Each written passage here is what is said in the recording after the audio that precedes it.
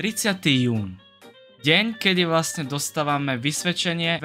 Veľa detí sa teší, že začínajú konečne tie veľkolepé prázdniny, ale zase u youtuberov platí jedno pravidlo a to je to, že musia proste natočiť video z Bed Wars. To som sa aj ja rozhodol, že by som sa mohol zapojiť medzi týmito ostatnými youtubermi a poďme si užiť ten veľkolepej parádny pocit pána Stefio, ako si parádne zahral Bed Wars.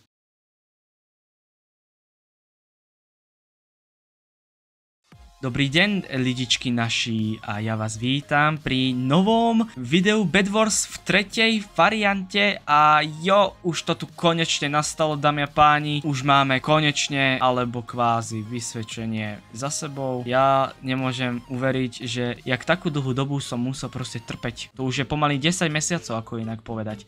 Ale whatever, je to tak, ako to je. Ja som sa na toto tešil. A prečo vlastne nevyužiť jednu vec, a to je to, že by sme si zahrali konečne po tej dobe zase Bed Wars, lebo vidím to tak, že keď sa pozerám na tieto videjka, tak proste majú taký úspech. To isté sa vám neskutočne páčili. Doslova tie oblaky, kamo reálne, kto postavil túto mapu, tak je parádny dement, lebo kamo musel použiť určite -1 IQ,